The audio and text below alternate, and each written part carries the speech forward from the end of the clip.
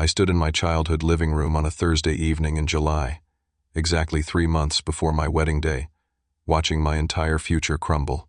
My mother Linda sat rigidly on the leather sofa, her arms crossed, her face expressing nothing but cold disapproval. My father Greg stared at his phone like it contained the secrets of the universe, refusing to meet my eyes. My younger sister Stephanie lounged in the armchair, filing her nails with an expression of smug satisfaction. The words my mother had just spoken hung in the air like poison gas.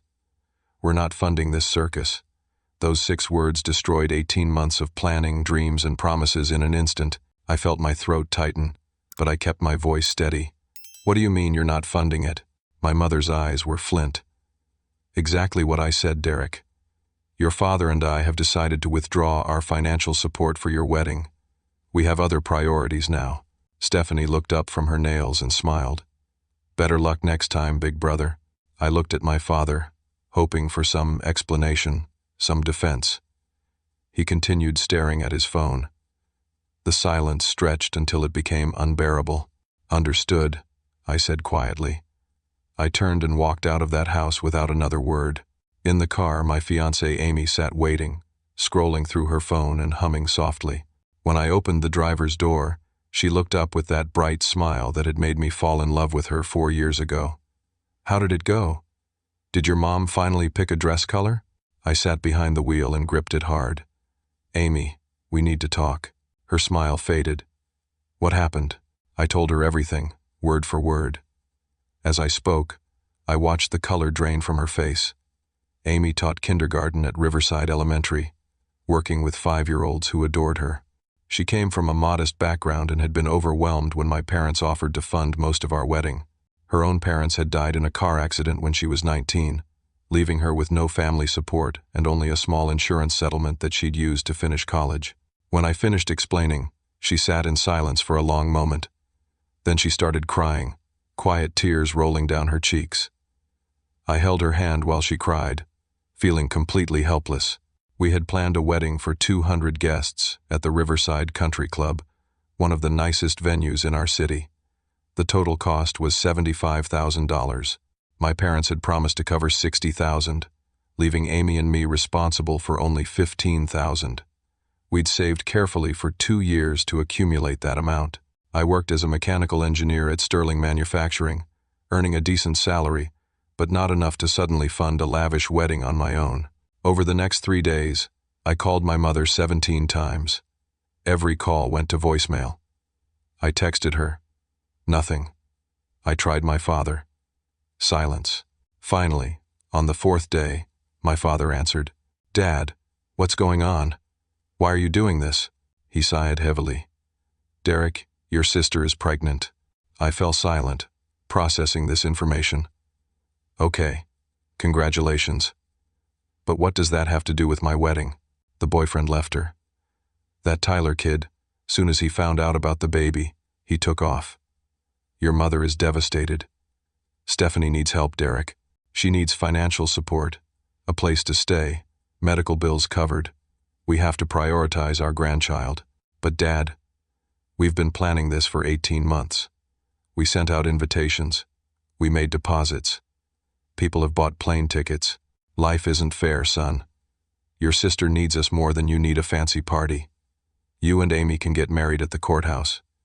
Nobody needs a $75,000 wedding." "You promised," I said, hearing the desperation creep into my voice. "Promises change when circumstances change. Be a man about this, Derek. Your sister is in crisis." Then he hung up. I sat in our small apartment that evening with Amy, surrounded by wedding magazines, vendor contracts, seating charts, and invitation samples. We'd already lost the $5,000 venue deposit, which the contract clearly stated was non-refundable. The catering company had sent an email that morning demanding another payment of $8,000 within 2 weeks. The photographer, florist, and DJ all had signed contracts with deposits paid and balances due. "Maybe we could do something small," Amy suggested, her voice small and defeated. "The park by the lake. We could have a simple ceremony there." I nodded, feeling hollow. "Yeah, maybe." She'd dreamed of walking down an aisle in a beautiful gown, surrounded by everyone we loved. I'd dreamed of giving her that perfect day. Now we were discussing park benches and homemade decorations. 2 days later, I received an email from the Riverside Country Club's events director, a woman named Patricia Grayson. I opened it, expecting a sympathetic note about our cancellation. Instead, I found a legal notice. Dear Mr. Thompson, we have been informed by your parents, Gregory and Linda Thompson, that they are withdrawing from the financial agreement regarding your wedding scheduled for October 15th. As you are aware, the contract for venue rental, catering, and associated services was signed by you as the primary party, with your parents listed as financial guarantors. Your parents have retained legal counsel who has invoked Clause 7.3 of our standard contract, which releases guarantors from obligation if the primary party maintains the ability to fulfill payment obligations independently. As you remain employed and have not declared bankruptcy, you are now solely responsible for the full remaining balance of $43,200. This amount is due no later than August 31st.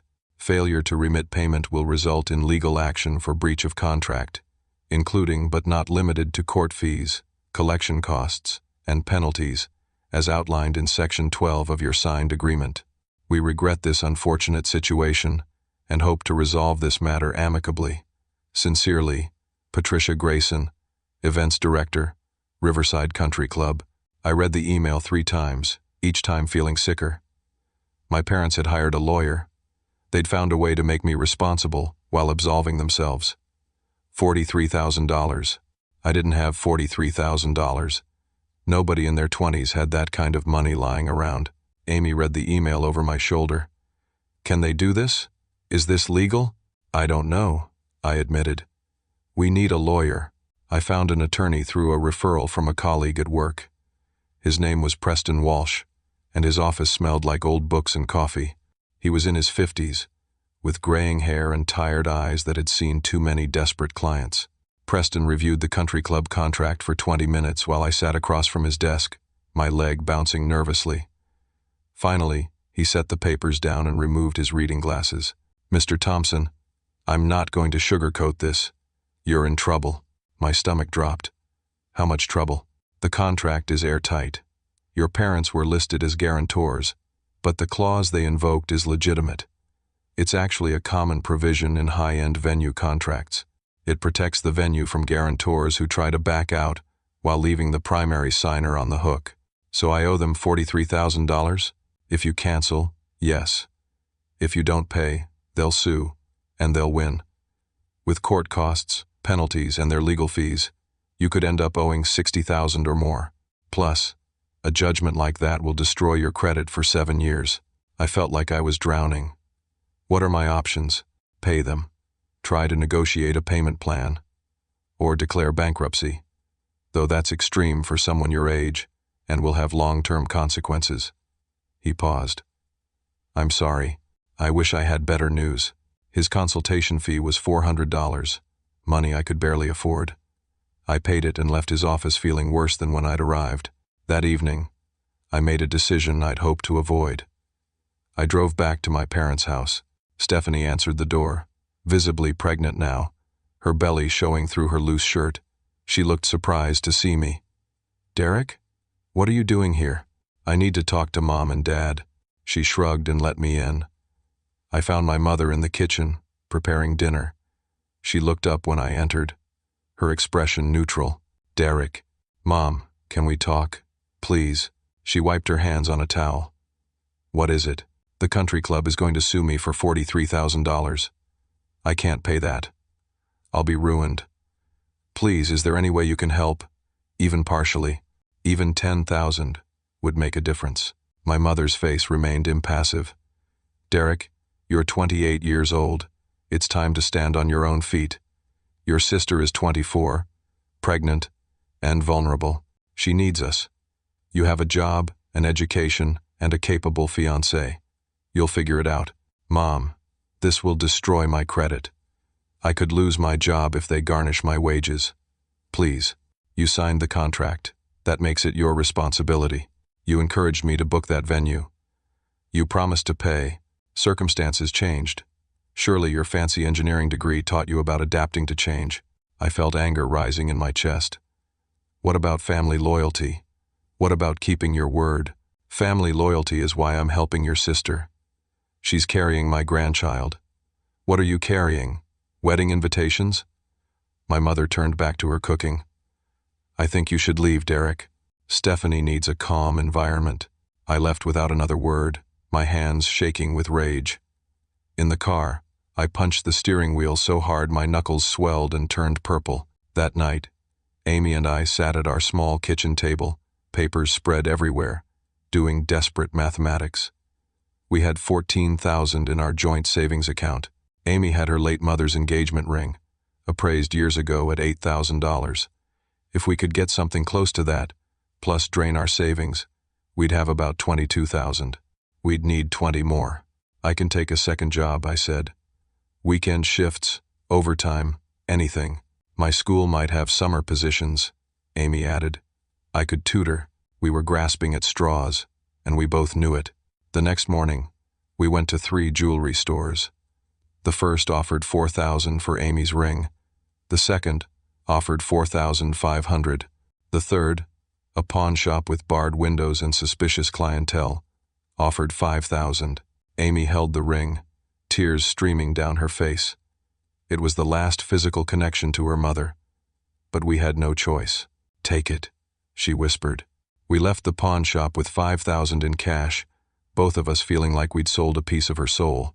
I applied for a personal loan at my bank. The loan officer, a young woman named Rachel, reviewed my application with a sympathetic expression. Mr. Thompson, with your existing car payment and student loans, I can approve you for $12,000 at 18% interest. 18%. It was robbery, but I was being robbed anyway. Fine. I'll take it. We were still short by about $10,000. I made a list of everyone I knew who might loan us money. The list was depressingly short. Finally, I thought of my Uncle Walter, my father's younger brother. Walter was 62, a retired postal worker who'd never married and lived alone in a small house across town. He'd always been kind to me, the fun uncle who took me fishing and taught me how to change a car's oil. We drifted apart over the years, but maybe he'd help. I called him. He answered on the third ring. Derek? That you, kid? Hey, Uncle Walter. How are you? Can't complain. My knees hurt and my back's shot, but I'm alive. What's going on? You sound stressed. I explained everything. The canceled wedding, the lawsuit threat, my parents' betrayal, Stephanie's pregnancy, all of it. Walter listened without interrupting. When I finished, he was quiet for a moment. Then he said, Those bastards. Your mother always was cold, but this is low, even for her. How much do you need? I need about $10,000, but Uncle Walter, I couldn't ask you for that much. You didn't ask. I'm offering. I got some money saved up. You can pay me back over time, no interest. 5 years, 10 years, whenever. Family's supposed to help family, Derek. Real family, anyway. I felt tears burning my eyes. Uncle Walter, I don't know what to say. Don't say nothing. Give me your account number. I'll wire it tomorrow. True to his word, $10,000 appeared in my account the next day. Combined with everything else, we had enough to pay the country club and cancel the elaborate wedding. We'd have a simple ceremony at the park instead, 50 guests, minimal cost. For the first time in weeks, I felt like I could breathe. I called the country club and spoke with Patricia Grayson. Miss Grayson, I'd like to negotiate a settlement. I'll pay you $18,000 cash to cancel the contract and drop any legal action. There was a pause. Mr. Thompson, the balance due is $43,000. I understand. But you'll spend at least $10,000 on legal fees to sue me, and there's no guarantee you'll collect the full amount even if you win. I'm offering you $18,000 right now, today. That's $18,000 more than you'll have if I declare bankruptcy. Another pause. Let me speak with our management. She called back 2 hours later. Mr. Thompson, against my better judgment, management has agreed to your offer. We'll need a cashier's check by end of business Friday. You'll have it. I hung up feeling victorious for the first time since this nightmare began. Amy and I rescheduled our wedding for 3 weeks away. We'd have a simple ceremony at Riverside Park, 30 guests, A budget of $3,000 total for everything. My boss, Raymond, a stern man in his 50s who rarely showed emotion, had noticed my stress over the past weeks. My work performance had slipped, and he'd called me in for a meeting. When I explained the situation in vague terms, he'd put me on probation, cutting my overtime opportunities. But now, seeing my improved mood and energy, he removed the probation. "Good to have you back, Thompson," he said gruffly. For the first time in 2 months, I smiled genuinely. Amy and I celebrated that night with cheap wine and takeout Chinese food, sitting on our apartment floor making plans for our modest wedding. Then, 2 weeks before the ceremony, I received a phone call from my mother. I almost didn't answer, but curiosity won. "Derek, I heard you got money from Frank." Frank Sullivan was my maternal grandfather, my mother's father. He was 74, a retired Air Force colonel who'd divorced my grandmother 30 years ago. My mother hated him with a passion I'd never fully understood. She'd forbidden contact between Frank and us kids when we were growing up. I hadn't spoken to him in 8 years. "How did you know about Frank?" I asked. "Your cousin Jennifer told me." She heard it from Frank himself. "Derek, I can't believe you'd go behind my back like this. Frank is toxic. He's manipulative and cruel. He loaned me money when my own parents abandoned me," I said coldly. "That doesn't sound cruel to me. You have no idea what that man did to this family. You've betrayed us, Derek. After everything we've done for you, everything you've done for me, you destroyed my wedding. You made me responsible for a debt I can't pay. You chose Stephanie over me without even having a conversation. Don't talk to me about betrayal, Mom. You're going to regret accepting his help. Mark my words." She hung up. I felt uneasy but pushed it aside. The wedding was 12 days away. Nothing else mattered. Then 10 days before the wedding, I received a call from Raymond's assistant. "Mr. Thompson, Raymond needs to see you immediately. Please come to his office." My stomach knotted. I walked to Raymond's office on the 3rd floor, my mind racing through everything I'd done at work recently. Had I made a mistake? Missed a deadline? Raymond sat behind his desk with a woman from Human Resources I didn't recognize. Her nameplate read Susan Caldwell. "Sit down, Derek," Raymond said, his face grave. Saturday. Susan spoke first. "Mr. Thompson, we've received a serious allegation regarding your conduct. Specifically, we've been informed that you may have embezzled money from an elderly relative named Frank Sullivan." My mouth fell open. "What? That's insane. Who told you that?" "We received a formal letter from Melinda Thompson, who identifies herself as your mother. She claims that Frank Sullivan is elderly and confused, and that you manipulated him into giving you a large sum of money under false pretenses. She's provided copies of bank transfers and expressing concern for Mr. Sullivan's welfare." "That's a complete lie," I said, hearing my voice rise. "Frank is my grandfather. He loaned me money for my wedding. He's 74 but completely sound of mind. My mother is lying because she's angry that he helped me after she refused." Raymond held up a hand. "Derek, calm down. We have to investigate any allegation like this. It's company policy. Until we complete our investigation, you're suspended without pay." "Suspended?" "Raymond, I've worked here for 6 years. You know me. This is garbage. I understand your frustration, but our hands are tied. If the allegation is false, you'll be reinstated with back pay. But we have to follow protocol." Susan added, "We'll need contact information for Frank Sullivan so we can verify his statement." I gave them Frank's number, my hands shaking with rage. I was escorted from the building like a criminal. I sat in my car in the parking lot and called Frank. He answered immediately. "Derek, what's wrong? You sound upset." I explained everything. When I finished, Frank was silent for a long moment. Then he laughed. Not a happy laugh. A bitter, angry laugh. "Your mother hasn't changed one bit. She's still a vindictive snake. Don't worry, kid. I'll call your employer and set them straight. But Derek, there's something you need to know about your family. Things I should have told you years ago." Frank asked me to come to his house that evening. He lived in a small ranch-style home in a quiet neighborhood, the kind of place where people still knew their neighbors' names. I'd been there only a handful of times as a child before my mother cut off contact. He answered the door in jeans and a flannel shirt, his white hair neatly combed, his posture still military straight despite his age. "Come in, Derek. You want coffee?" "Sure." We sat at his kitchen table, both holding mugs of black coffee.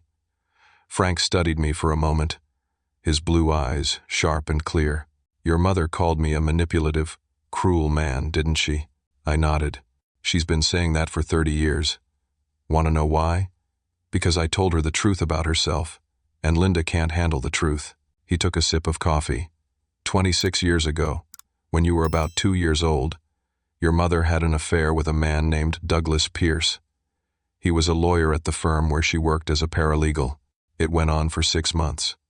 Your father found out when Douglas's wife called your house one night and told Greg everything. I stared at him, processing this. Dad knew. He knew. But he stayed in the marriage because of appearances. Church, family reputation, all that. Plus, he didn't want to lose you in a custody fight. But their marriage died that night, Derek. Everything since then has been pretense. Why are you telling me this? Because your mother got pregnant during that affair. She terminated the pregnancy. Gregory never forgave her for it. My ex-wife, your grandmother Margaret, she told me all this before she died. She was heartbroken by what Linda had become. Frank leaned forward. And there's more. When your mother got pregnant with Stephanie, it was during another period when she was acting suspicious, traveling for work, coming home late, being secretive. Greg has always suspected Stephanie might not be his biological daughter, but he's too afraid to pursue a paternity test. Afraid of what it might confirm. I felt dizzy. You're saying Stephanie might not be my full sister? I'm saying it's possible. I don't know for certain. But your mother has a history of deception. And right now, she's trying to destroy your life because you dared to accept help from me. That tells you what kind of person she is. Do you have proof of any of this? Frank stood and walked to a drawer. He pulled out a manila folder and handed it to me. Inside were letters, printed emails, bank statements, evidence of Linda's affair, receipts from a clinic. Margaret had kept everything. Your grandmother was a meticulous woman. She kept records in case Linda ever tried to rewrite history. I've had these for 5 years, since Margaret died. I never knew what to do with them, but now I think you need them. I looked through the papers, my hands trembling. This was ammunition, proof of my mother's lies and betrayals. But using it felt wrong, like descending to her level. Frank, I don't know if I can use this. You might not have a choice, kid. Linda is trying to ruin your career. She's trying to take away your income 12 days before your wedding. Sometimes you have to fight fire with fire. I left Frank's house with the folder, my mind spinning. When I got home, Amy took one look at my face and knew something was wrong. I told her everything. She listened in silence, her eyes growing wider. Derek, this is huge. You have to use this to make her back off. It feels dirty. She accused you of elder abuse. She got you suspended from your job. She tried to destroy your wedding. She's not playing fair, so why should you? I knew she was right, but I couldn't bring myself to do it yet.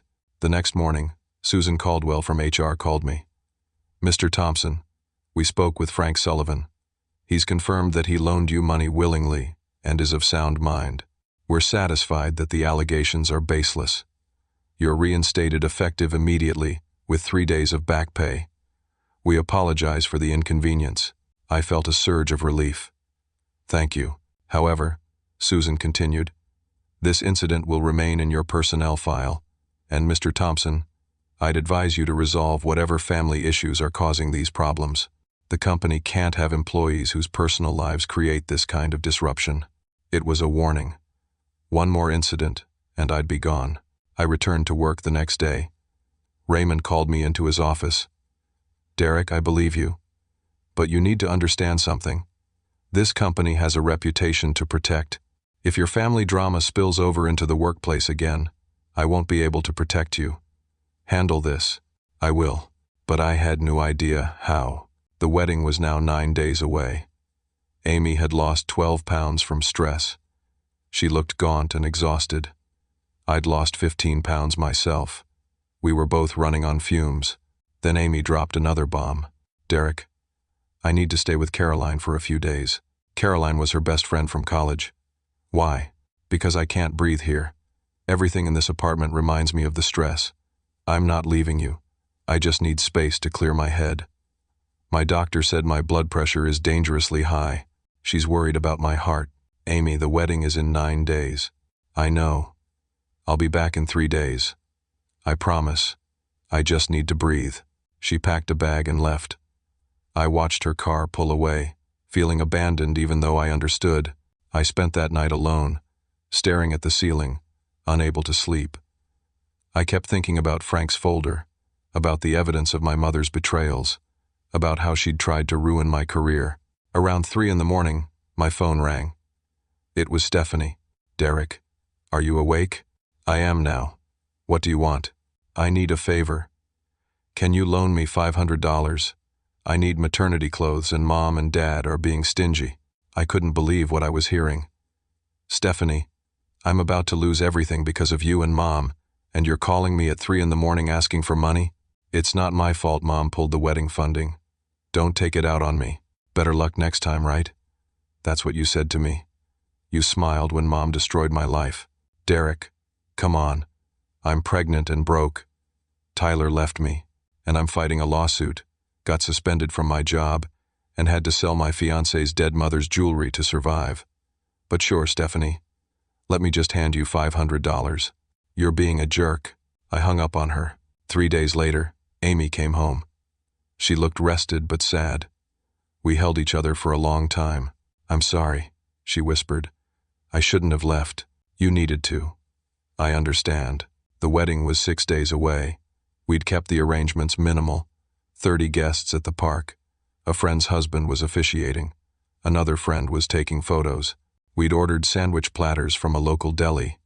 It would be simple, but meaningful. Then, on a Tuesday morning, 5 days before the wedding, I received a certified letter at my apartment. I signed for it and opened the envelope with shaking hands. Inside was a legal document.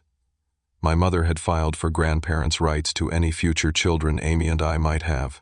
The document argued that given my unstable financial situation and recent allegations of elder abuse, a court should grant Linda and Gregory preemptive visitation rights to protect potential grandchildren. It was absurd, legally baseless, but it was also expensive to fight. I'd need a lawyer. More money I didn't have. I called Frank and told him. She's lost her mind, Frank said flatly. But Derek, this is actually good news. How is this good news? Because now you have justification to fight back. She's not just attacking you anymore. She's threatening your future children. That's a line you can't let her cross. What do you suggest? Let me make some calls.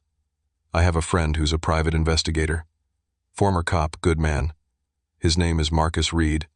If there's dirt on Linda and Greg, Marcus will find it. Frank, I can't afford a private investigator. You're not paying. I am. Consider it a wedding gift. Marcus Reed called me the next day. He was direct and professional. Mr. Thompson, Frank filled me in. I need you to tell me everything about your family. Every secret, every suspicion, everything. I told him about Linda's affair, the abortion, the suspicions about Stephanie's paternity, Greg's distance, everything. Give me 3 days, Marcus said. Marcus worked fast. 3 days later, the day before my wedding, he sent me a detailed report. What he'd uncovered was worse than I'd imagined. First, Tyler hadn't abandoned Stephanie because of the pregnancy. Linda had paid Tyler $15,000 to leave. Marcus had obtained text messages between Linda and Tyler through legal means I didn't fully understand. In the messages, Linda explained that Stephanie needed to be dependent on her parents, that Tyler was a distraction, that this was for everyone's best interest. Tyler, a 26-year-old mechanic drowning in debt, had taken the money and left. Stephanie had no idea. She thought Tyler had abandoned her and their baby out of cowardice. Second, Greg had been having an emotional affair with a woman named Donna Price for 8 months. They'd reconnected through a high school reunion website. The messages weren't explicitly sexual, but they were intimate and romantic. Greg had been complaining to Donna about his cold marriage and sharing feelings he'd never shared with Linda. Third, Marcus had found evidence that Linda had been systematically manipulating family finances for years. She'd opened credit cards in Greg's name without his knowledge, racked up debt, and was hiding it through complex shell games with their accounts. I sat in my apartment reading Marcus's report, feeling sick. This was my family. These were the people who'd raised me. Amy read over my shoulder. "Derek, you have to confront them with this." "Before the wedding?" "Yes, before. You need to make them back off permanently. Otherwise, they'll always be hanging over us, always threatening, always manipulating." She was right. I called my mother and asked for a family meeting. To my surprise, she agreed immediately. "Come tomorrow morning, 10 o'clock. Tomorrow was my wedding day." The ceremony was scheduled for 4 in the afternoon. "I'll be there," I said. That night, I barely slept. Amy held me, both of us anxious about what tomorrow would bring. At 9:30 in the morning on my wedding day, I drove to my parents' house. Frank had offered to come with me, but I declined. This was something I needed to do alone. Linda, Greg, and Stephanie were waiting in the living room, the same room where this nightmare had begun 3 months ago. I sat down across from them, a folder in my lap. My mother looked smug and confident. My father looked tired. Stephanie looked bored. "Derek, what's this about?" Linda asked. "You're getting married in a few hours. Shouldn't you be getting ready?" "I wanted to clear some things up first," I said calmly. "About family loyalty, about honesty, about who exactly is toxic in this family." Linda's eyes narrowed. "Excuse me?" I opened the folder and pulled out the first document. "This is a bank transfer from you to Tyler Matthews. $15,000. Dated 3 months ago, right when Stephanie got pregnant. You paid him to leave her." Stephanie's head snapped up. "What? You're lying," Linda said, but her face had gone pale. I handed Stephanie the document. She read it, her eyes widening. "Mom, what is this?" "Stephanie, don't listen to him. He's trying to manipulate you." I pulled out the text messages. "These are messages between you and Tyler. You arranged the whole thing. You wanted Stephanie dependent on you so you could control her." Stephanie read the messages, her hands shaking. Tears started rolling down her cheeks. "Mom, how could you?" "I did what was best for you. Tyler was a loser. You're better off without him. You lied to me. You let me think he abandoned me. You let me think I was worthless." Stephanie stood up and ran from the room, sobbing. I turned to my father. "Dad, do you know about Donna Price?" Greg's face drained of color. "Who?" I pulled out printed copies of his messages with Donna. "Your high school sweetheart. The one you've been telling about your unhappy marriage for 8 months. Greg stood up. "Where did you get those?" "Those are private. So was my wedding. So was my job.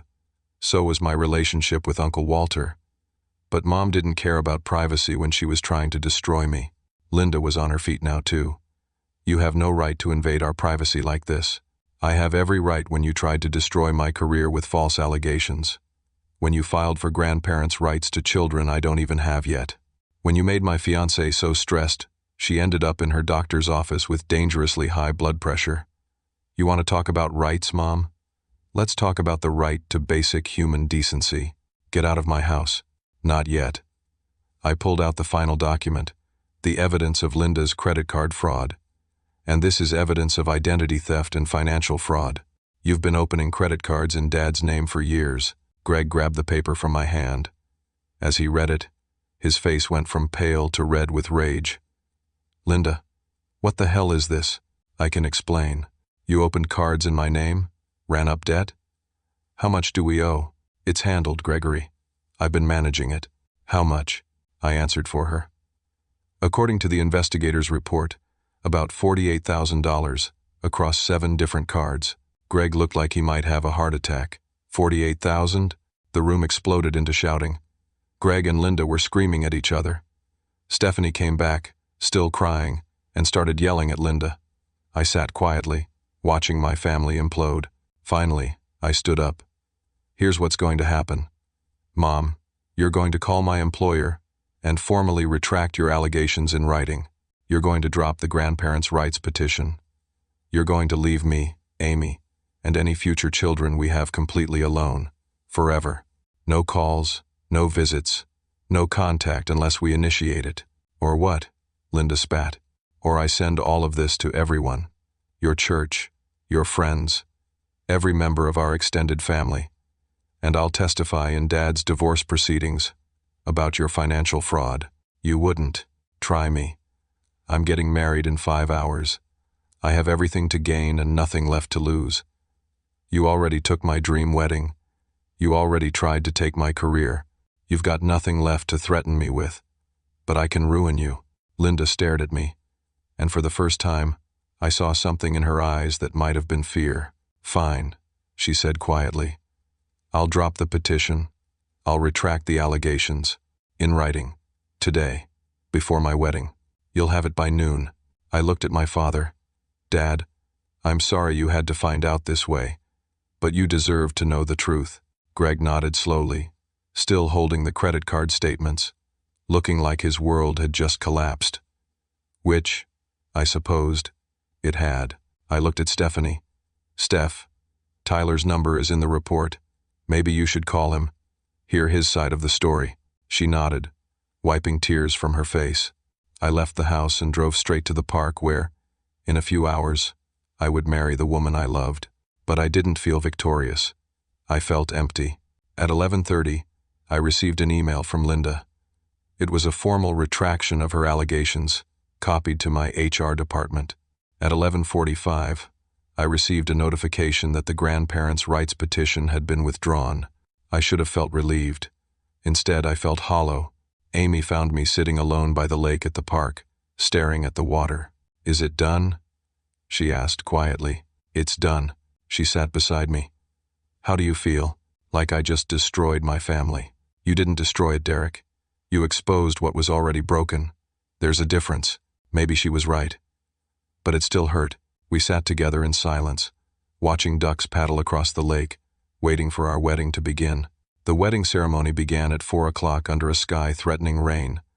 30 people gathered in a semicircle on the grass near the lake, folding chairs borrowed from a church, simple white flowers in mason jars.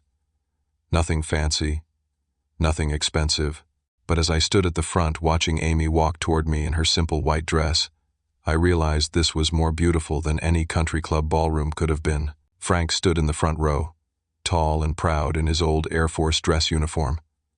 Uncle Walter sat beside him, looking weaker than I remembered. He'd been fighting cancer, something he'd mentioned in passing but never dwelled on. Chemotherapy had stolen his hair and weight, but his smile was genuine.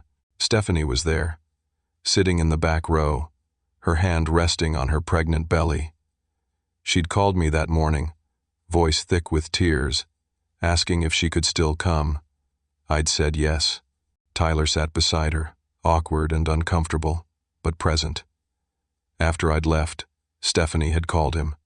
They'd talked for 3 hours.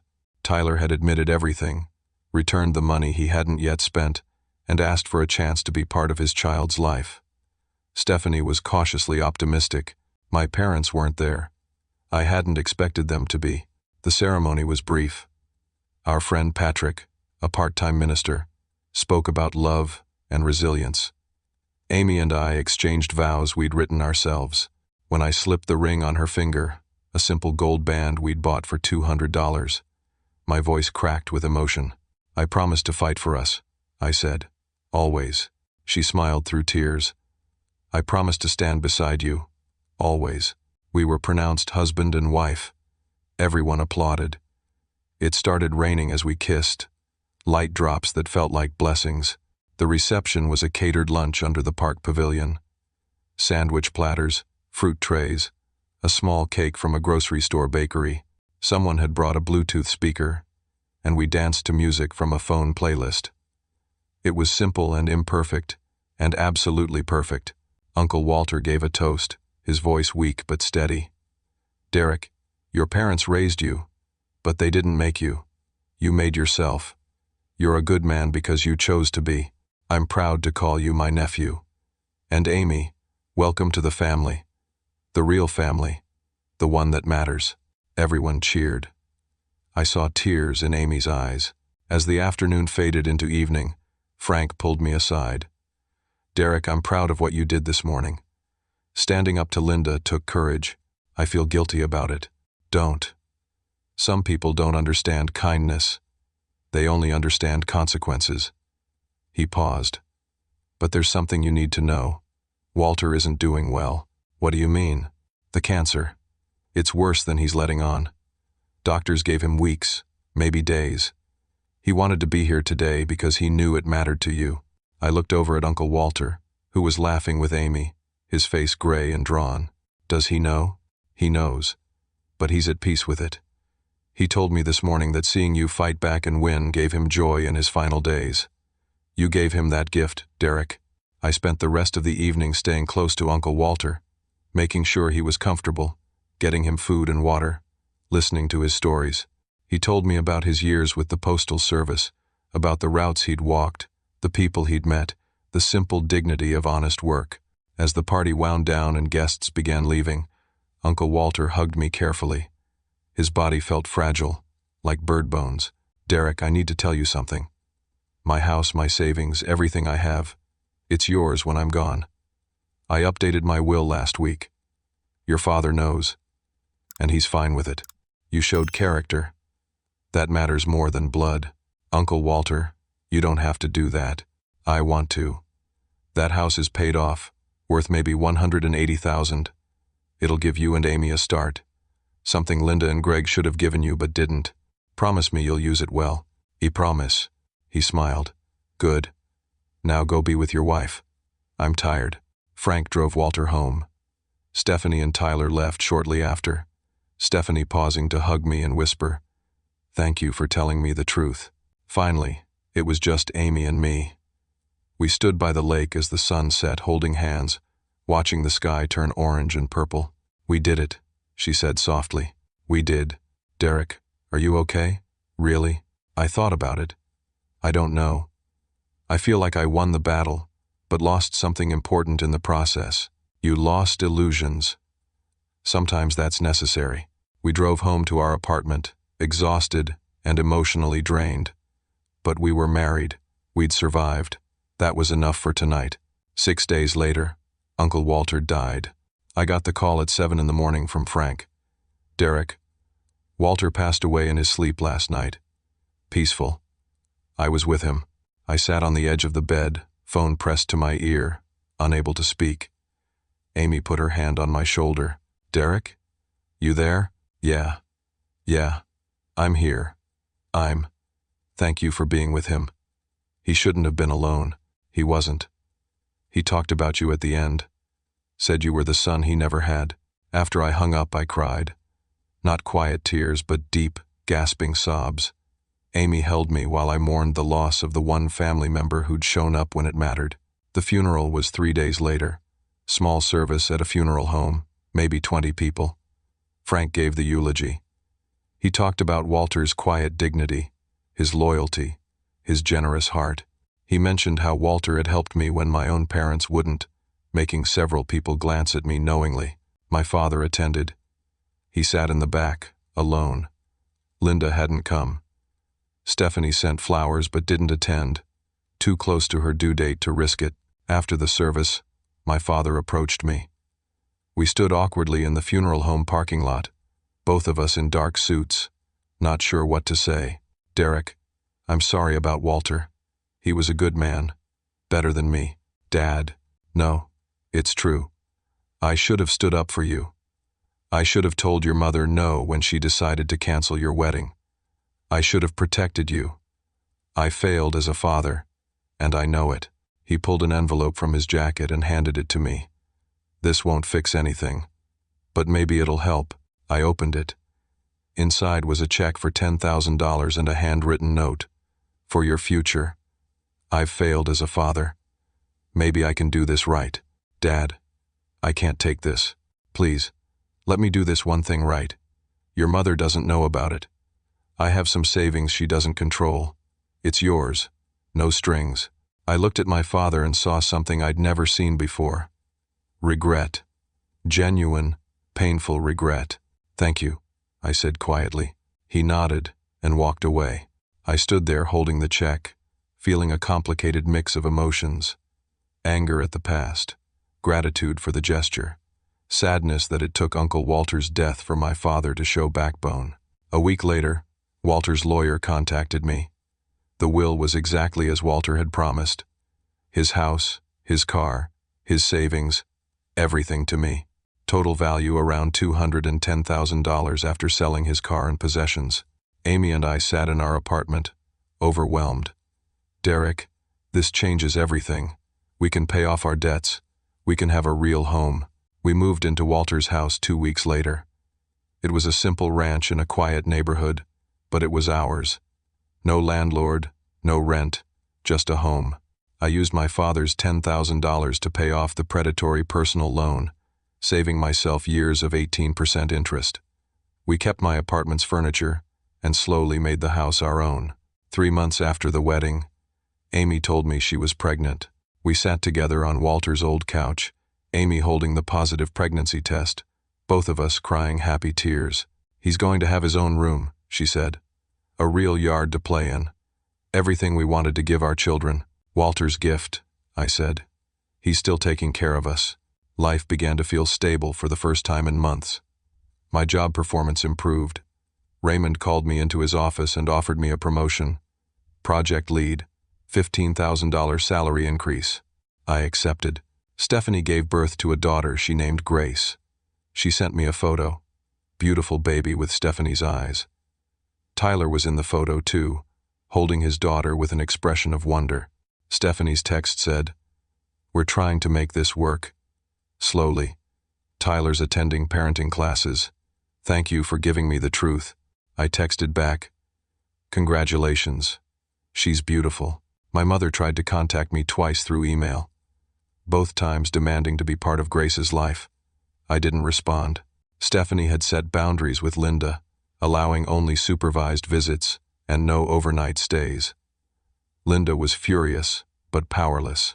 Frank became a weekly presence in our lives. Every Sunday, he'd come for dinner. He'd tell stories about his Air Force days, offer unsolicited advice about home maintenance, and make Amy laugh with his dry humor. He was the grandfather we'd never really had. 6 months after the wedding, Linda made one final attempt at manipulation. She filed the grandparents' rights petition again, this time claiming that since I'd inherited money and property from Walter, I'd engaged in elder abuse to manipulate him. I immediately contacted a lawyer, a woman named Sandra Martinez who specialized in family law. She was efficient and direct. "Mr. Thompson, this petition has no merit. Walter's will was properly executed. He was of sound mind, confirmed by his doctors. Your mother's claim is frivolous. I'll get it dismissed, and I'm going to request that the judge order her to pay your legal fees for filing a baseless claim." Sandra was as good as her word. The judge threw out the petition and ordered Linda to pay $3,000 in legal fees. The judge also warned that any future frivolous filings would result in sanctions. After that, Linda went silent. No more emails, no more petitions, no more interference. She'd finally learned there were consequences to her actions. 1 year after my wedding, Amy and I hosted an anniversary dinner at Walter's house. We'd renovated the kitchen and painted the walls, making it truly ours. 20 people gathered. Frank, Stephanie with baby Grace and Tyler, several friends from work, Amy's teaching colleagues, and some neighbors we'd befriended. My father came, arriving alone. He'd filed for divorce from Linda 3 months earlier, after discovering the full extent of her financial fraud and manipulation. The divorce was bitter and ongoing, but Greg was finally standing up for himself. He'd moved into a small apartment and was seeing a therapist. Grace was 8 months old now, a chubby, happy baby who giggled when Frank made faces at her. Stephanie looked healthy and rested. She and Tyler had gotten engaged, planning a simple courthouse wedding. They'd moved into a small apartment together, both working full-time, learning to be parents together. "I can't believe it's been a year," Amy said, standing beside me in our kitchen, her hand resting on her pregnant belly. She was 5 months along now, glowing with health. "1 year since the worst and best day of my life," I said. She smiled. "The circus." "Yeah, the circus." After dinner, I stood and tapped my glass to get everyone's attention. The conversation quieted. Thank you all for coming tonight. A year ago, Amy and I got married in a park in the rain with 30 people. It wasn't the wedding we'd planned. We'd lost deposits, sold family heirlooms, taken on debt, and fought legal battles just to get to that moment. My mother called it a circus. She wasn't entirely wrong. It was chaotic and stressful, and nothing went according to plan. People chuckled. But that chaotic, imperfect day taught me something important. Family isn't about blood or obligation. It's about who shows up when things get hard. It's about who stands beside you when everything falls apart. It's about loyalty earned through actions, not demanded through genetics. I looked at Frank.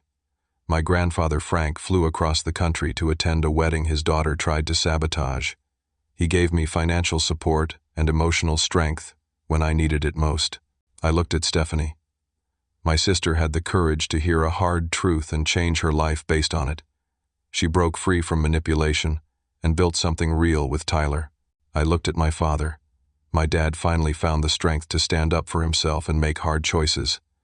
That takes courage at any age. I looked at Amy, and my wife stood beside me through the worst months of my life, never wavering, never giving up. She's the strongest person I know. Amy's eyes filled with tears. The circus my mother referenced wasn't the wedding. It was our life.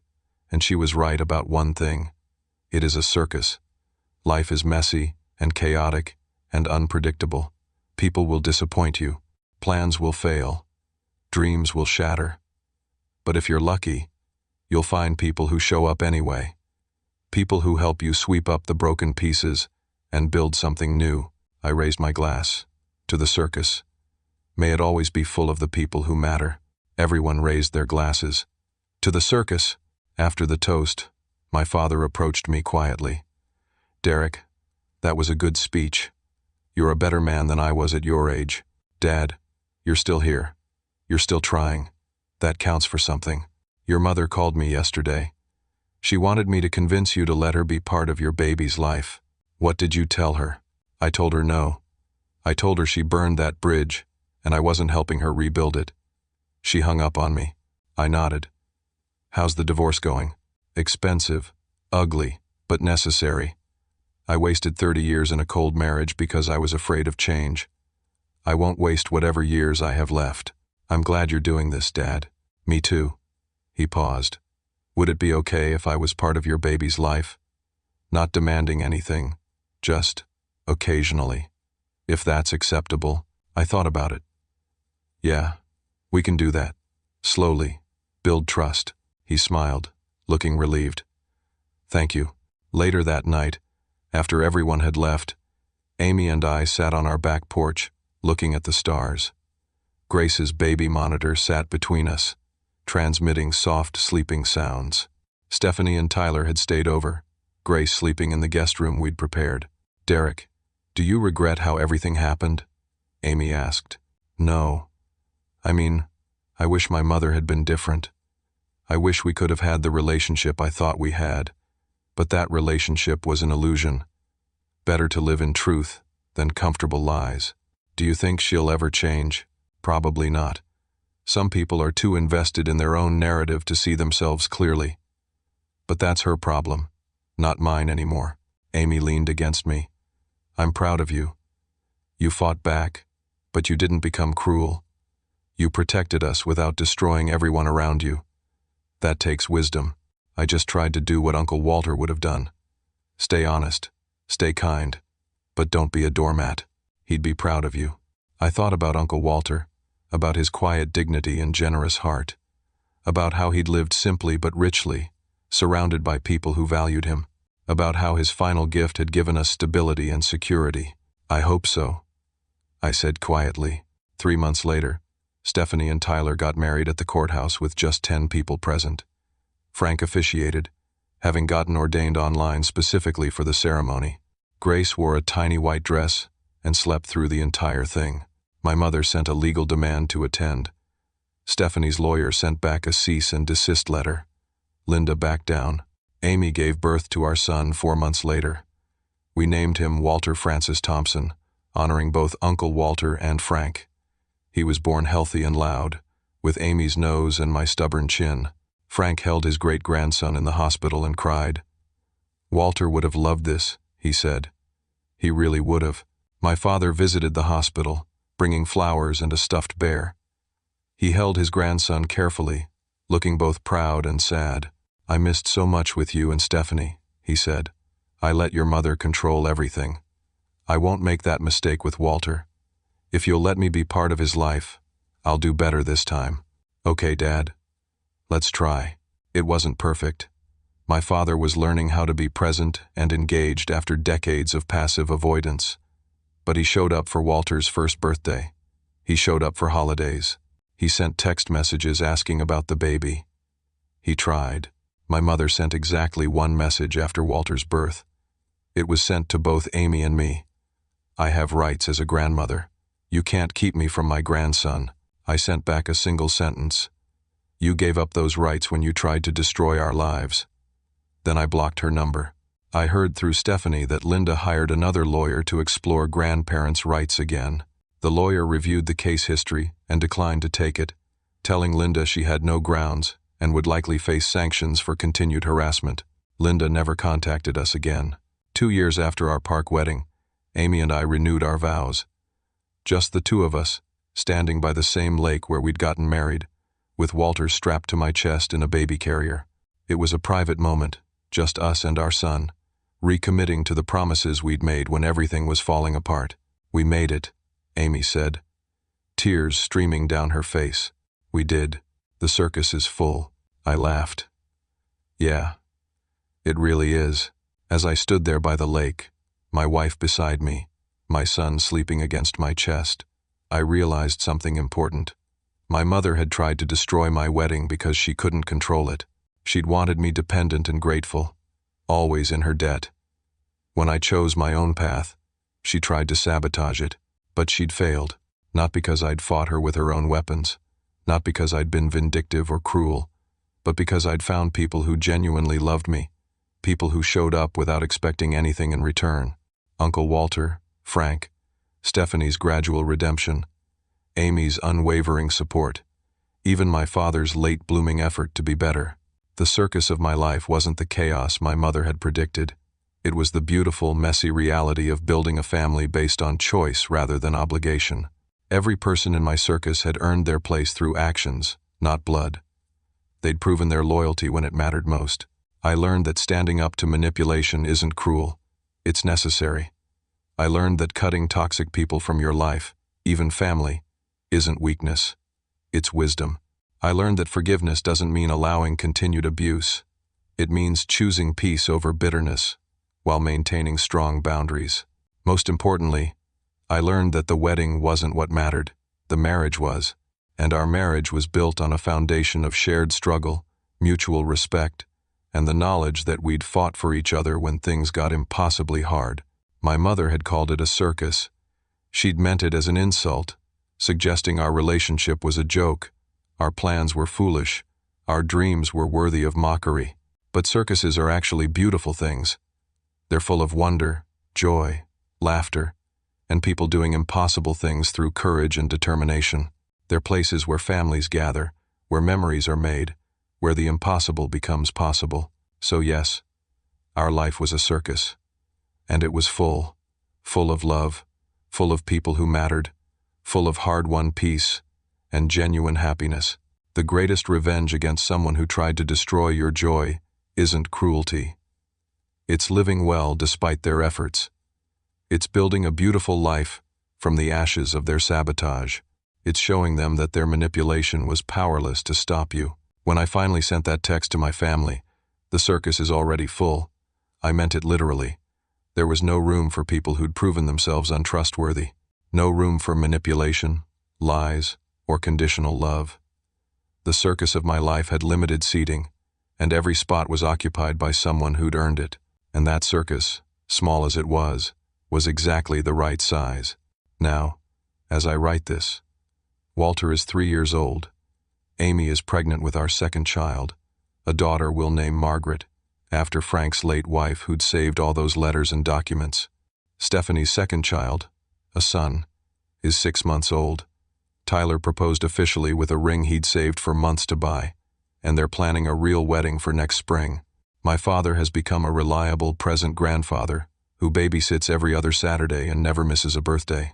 Frank is 80 now, still sharp as a tack, still showing up every Sunday for dinner, still telling stories that make Walter laugh. And my mother? I genuinely don't know what she's doing. I don't ask. I don't check social media. I don't maintain contact with people who might tell me. She exists somewhere, living her life, but she's not part of mine. Sometimes I wonder if she ever reflects on what she lost. Does she regret destroying our relationship over pride and control? Does she think about the grandchildren she'll never know? Does she realize the cost of her cruelty? Probably not. People like my mother rarely engage in honest self-reflection. They're too busy rewriting history to paint themselves as victims, too invested in their own righteousness to admit fault. But that's not my problem anymore. My circus is full, and it's beautiful. So let me ask you something. Have you ever had to stand up to family members who tried to control or manipulate you? Have you ever had to choose between keeping the peace and protecting your own well-being? How did you handle it? What did you learn from the experience? I'd love to hear your stories in the comments below. Your experience might help someone else facing a similar situation. If this story resonated with you, please hit that like button. It helps others find these stories and realize they're not alone in their struggles. And if you haven't already, please subscribe to this channel. I share stories about real-life challenges, family dynamics, and how ordinary people overcome extraordinary obstacles. Your subscription means the world to me and helps keep these stories coming. Finally, if you know someone who's dealing with family manipulation or struggling to set boundaries with toxic relatives, please share this story with them. Sometimes knowing that others have walked this path and survived can give someone the courage to stand up for themselves. Thank you for listening to my story. Thank you for being part of this community. And thank you for understanding that sometimes the circus is exactly where we're meant to be, as long as we're careful about who we let inside the tent. May your own circus be full of people who truly love you, who show up when it matters, and who celebrate your joy instead of sabotaging it. Take care of yourselves, protect your peace, and never apologize for choosing your own well-being over someone else's need to control you. Until next time.